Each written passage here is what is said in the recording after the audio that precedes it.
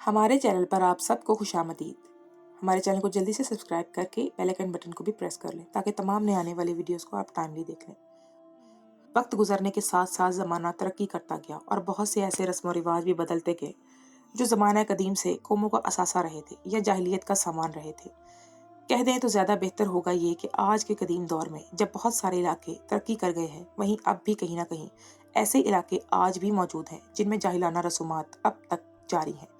جہاں شعور کی کرن روشن ہوتی دکھائی نہیں دیتی، وہاں اب بھی جہالت نے ڈیرے ڈال رکھے ہیں۔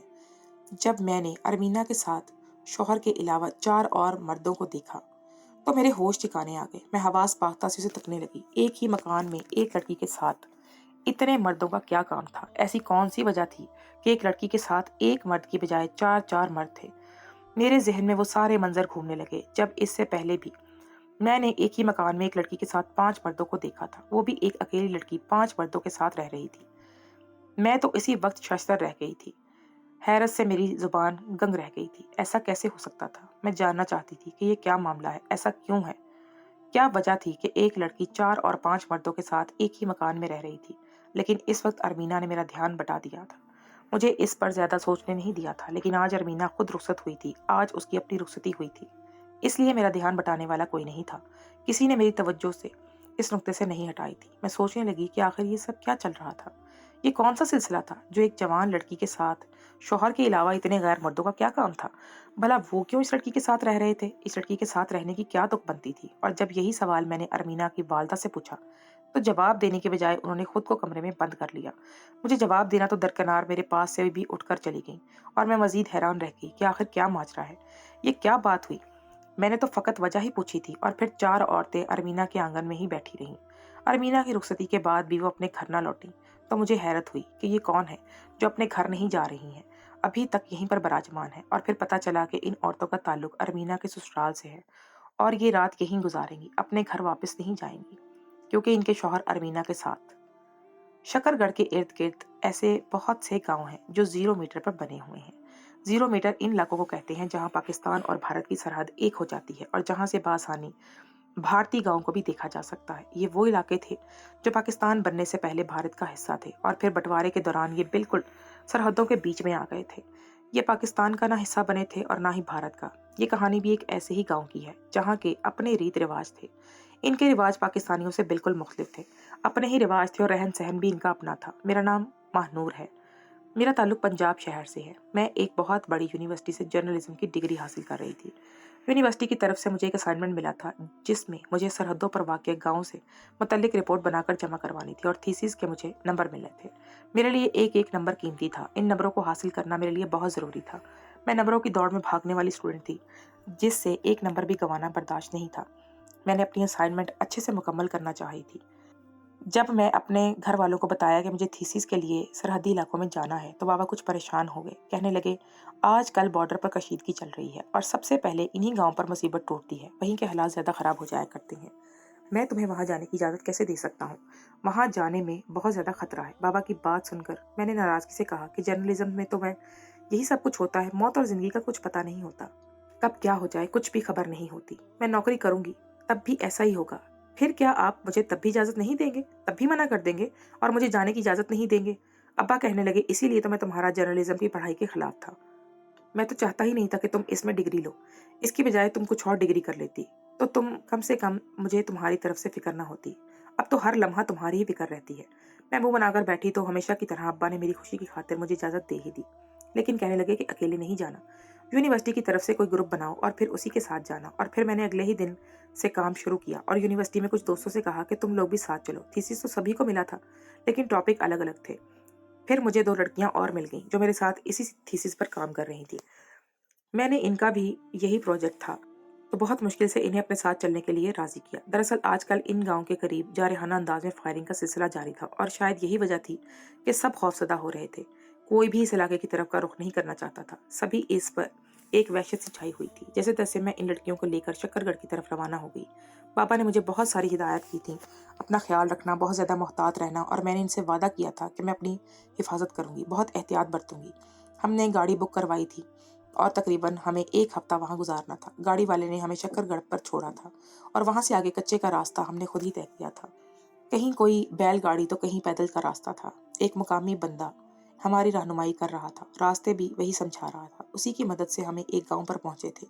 एक दिन पूरा हमने इसी गांव में गुजारा था और हम बड़े हैरान हुए थे कि इस गांव का रहन सहन काफी मुख्तलिफ था और वहाँ के लोग भी काफी अजीब मिजाज के थे। लेकिन वहाँ हमारे रहने के लिए कोई खास जगह समझ में नहीं आई थी, इरादा नहीं बन रहा था वहाँ रहने का।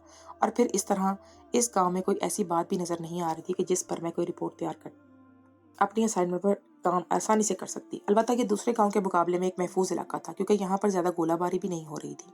खौफ के साए नहीं थे, इसलिए मेरी दोनों दोस्तों ने कहा कि वो यहीं पर क्याम करेंगी और यहीं से रिपोर्ट बनाकर वापस चली जाएंगी। मजीद आप कोई और जगह जाना नहीं चाहती हैं।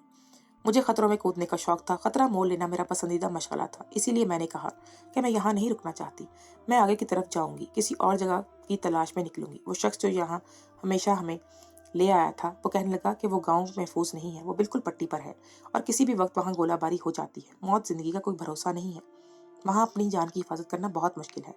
उसकी बात सुनकर भी मैंने अपना इरादा तर्क न किया और कहा कि आप मुझे आगे लेकर चले, मुझे यहाँ नहीं रुकना।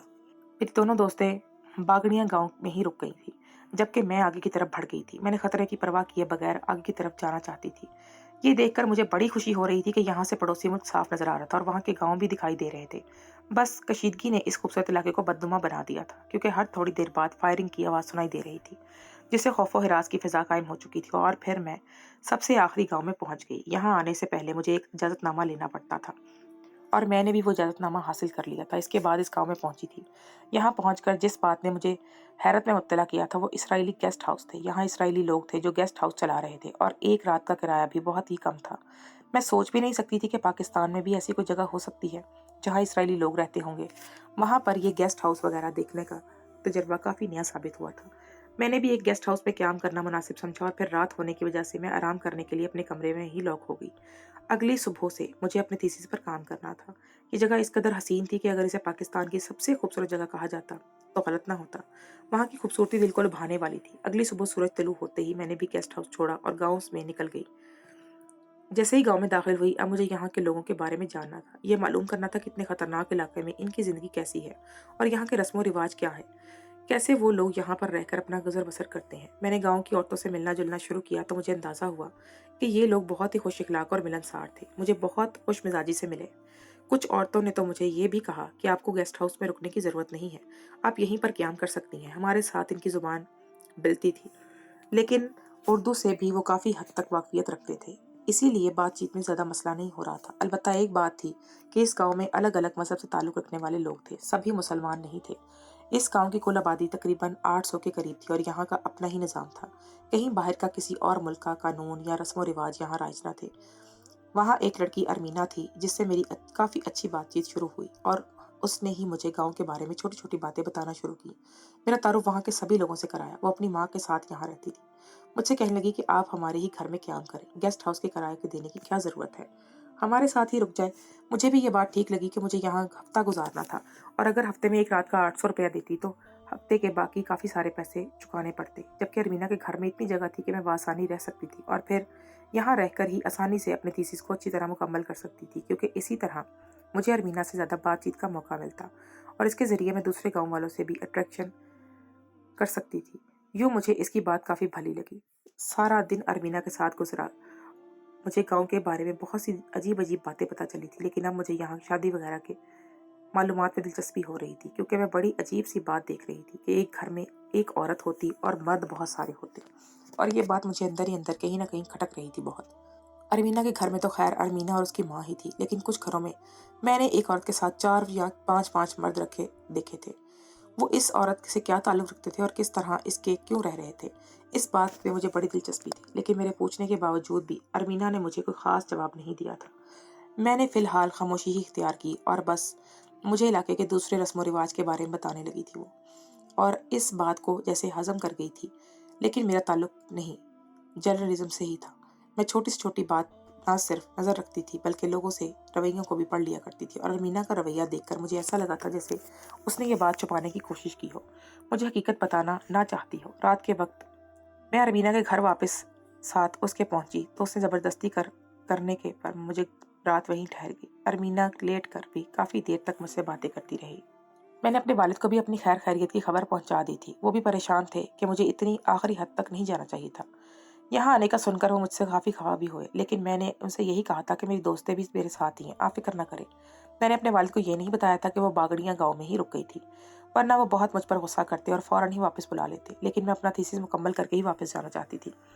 अगली सुबह मैं और अरमीना जागे तो अरमीना की अम्मा पहले से ही नाश्ता बना रही थी। हम दोनों के आगे नाश्ता रखकर वो अरमीना से कहने लगी, तेरी रुखसती में 2 दिन ही रह गए हैं, तुझे भी तैयारी करनी है, कर ले जो भी, कुछ कमी रह गई तो बाद में मसला ना हो कोई। ये सुनकर मैं बड़ी हैरान हुई और मैंने अरमीना से कहा, तुम्हारी शादी होने वाली है, तुमने मुझे बताया भी नहीं। अरमीना ने अजीब से अंदाज में कहा कि शादी कहाँ, बस यूं समझ ले कि मेरी बर्बादी होने वाली है। ये कहते हुए उसका लहजा बहुत तल्ख हो गया था, लेकिन मुझे ये बात समझ नहीं आई थी। मैंने कहा, ऐसी बातें क्यों कर रही हो? वो कहने लगी, यहाँ की शादियां हम औरतों को दरगोर करने के लिए होती हैं, आप ये बात नहीं समझेंगी। शादी का दूसरा नाम अजियत और बर्बादी ही है। मुझे यहाँ अरमीना की आंखों में आंसू नजर आए थे, जिसे उसने छुपा लिया था मुझसे, और मैं सोच में पड़ गई थी कि आखिर वो अपनी शादी की बात पर इतनी तल्ख क्यों हो गई थी। उसका दिल बहलाने के लिए मैंने अरमीना से कहा कि चलो तुम्हारी शादी के बहाने ही मुझे यहाँ की शादियों के रस्म व रिवाज भी पता चल जाएंगे और मेरी थीसिस भी अच्छी बन जाएगी, मेरा भी कुछ फ़ायदा हो जाएगा।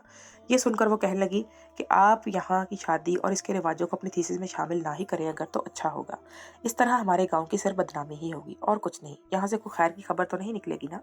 अब की बार तो मैं और हैरान हुई और मैंने पूछा, अरमीना, शादी में ऐसा क्या होगा जिसे तुम छुपा रही हो, या फिर इस दुनिया इसे जानेगी तो बदनामी होगी, लोग इसे बुरा क्यों जानेंगे? शादी में तो बहुत सी रस्म रिवाज होते हैं और हर जगह के अपने तरीके होते हैं, इसमें बदनामी वाली क्या बात है? अरमीना कहने लगी, दरअसल हमारे गांव में शादी बिल्कुल मुख्तलिफ तरीके से होती है, हम एक अलग बरादरी से ताल्लुक़ रखते हैं, हमारे रस्म रिवाज बहुत अलग है। और ये कहकर उसने खामोशी इख्तियार की तो मैं तजस्सुस से उसकी तरफ देखने लगी।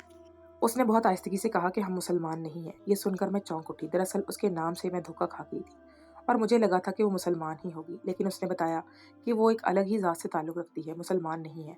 उनका मज़हब उनके सरदारों से चलता है, वो लोग बस इसी बात पर अमल करते हैं जो सरदार कहता है, उसके अलावा इनका कोई मज़हब वगैरह नहीं है। सरदारी का निज़ाम नस्ल दर नस्ल मुंतकिल होता है और इनके ही हुक्मों से गाँव का हर काम होता है। इनकी मर्ज़ी के बगैर यहाँ कुछ भी नहीं होता, सारे काम इन्हीं की मर्जी से होते हैं। मैंने नाराजगी से अरमीना से कहा कि तुमने मुझे पहले क्यों नहीं बताया कि तुम मुसलमान नहीं हो, मैं तुम्हारे घर में न ठहरती, मुझे तो अब जाकर मालूम हुआ तुम मुसलमान नहीं हो। मेरी बात सुनकर अरमीना कहने लगी कि तुम इसराइलियों के गेस्ट हाउस में रुक सकती हो, हमारे घर नहीं रह सकती। दरअसल इसका मेरे साथ बहुत दिल लग गया था। वो अपनी माँ की इकलौती बेटी थी और तन्हाई का शिकार थी, उसे मेरा साथ काफी भला लगा, इसलिए मुझे अपने साथ रहने को कहा था। उसकी बात काफी हद तक ठीक हुई थी। अगर मैं इसराइलियों को पैसे देकर उनके गेस्ट हाउस में रह सकती थी तो फिर अरमीना के घर क्यों नहीं? मैंने उसे गले से लगा लिया और ज़्यादा सवाल जवाब ना पूछे, और फिर उसकी शादी का सिलसिला शुरू हो गया। शादी से एक रात पहले वो बहुत ज़्यादा रोने लगी और उसका रोना बहुत ही ज़्यादा दर्दनाक था। गर्भ से उसकी आंखों से सुर्खी फैली हुई थी। मैंने उससे पूछा कि क्या तुम्हारी शादी तुम्हारी मर्जी के खिलाफ हो रही है, तुम किसी और को पसंद करती हो क्या? तो वो कहने लगी, नहीं, बरकान तो मुझे बहुत पसंद है, मगर शादी के बाद जो कुछ मेरे साथ होगा मैं वो सोचकर ही काम चाहती हूँ, मेरा दिल परेशान हो जाता है। मैंने उससे पूछा कि क्या होने वाला है क्या? इसने कोई जवाब नहीं दिया और अगले दिन शादी की रस्में शुरू होने से पहले गांव की तकरीबन सभी औरतें अरबीना के घर जमा हुई, तो मैं सबसे बातचीत करने लगी ताकि ज़्यादा से ज़्यादा अपनी थीसिस पर लिख सकूं। और फिर मुझे अंदाज़ा हुआ कि यहाँ कोई भी शादीशुदा औरत खुश नहीं थी। हर किसी के चेहरे पर एक अजीब सा दुख था, परेशानी सी थी, और अरमीना की शादी पर भी कोई ख़ास खुशी नहीं थी। बस वो एक रस्म के तौर पर जमा हुई थी, वरना कोई ख़ास खुशी उनके चेहरे पर नहीं दिखाई दी। और फिर मैंने एक अजीब सा मंजर देखा।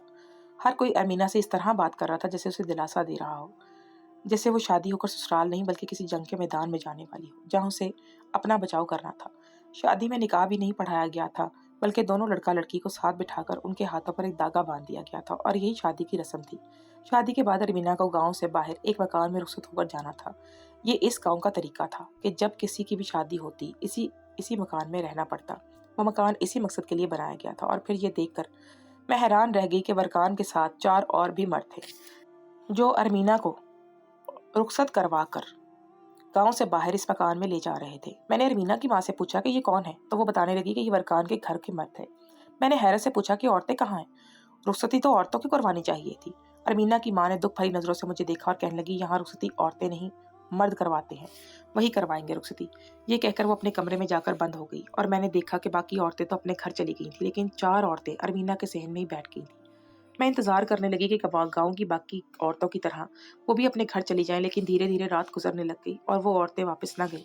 और फिर जब मैंने बड़ी मुश्किल से हिम्मत करके इनसे पूछा कि वो कौन है और कब तक यहाँ बैठी रहेंगी, तो वो कहने लगी कि आज की रात वो इसी सहन में बैठकर गुजारेंगी, क्योंकि इनके शौहर अरमीना के शौहर के ورکان کے ساتھ گئے ہیں اور وہ ارمینا کے سسرال سے تعلق رکھنے والی عورتیں تھیں، اور جو مرد ورکان کے ساتھ گئے تھے وہ ان کی بیویاں تھیں۔ ان کے شوہر اسی گھر میں گئے تھے۔ میں نے حیرت سے پوچھا کہ آپ کے شوہر ارمینا اور ورکان کے ساتھ کیوں گئے ہیں؟ ان کا وہاں کیا کام تھا؟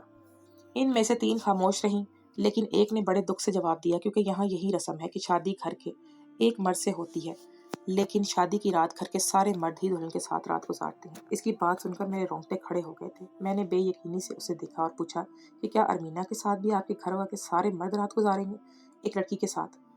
تو اس نے ہاں میں سر ہلا کر کہنے لگی کہ ہم سب کے ساتھ بھی ایسا ہی ہوا ہے، اسی لیے یہ نہ کوئی نئی بات ہے، یہ یہاں کا سالوں پرانا نظام ہے، ہمارے سردار کا حکم ہے کہ ہم اسی طرح سے نئی زندگی کا آغاز ہوگا، تاکہ عورت ہر مرد کی غلام رہے اور وہ کسی کے خلاف بھی آواز نہ اٹھا سکے، عورت کی آواز دب جائے، اپنے حق کے لیے نہ بول سکے۔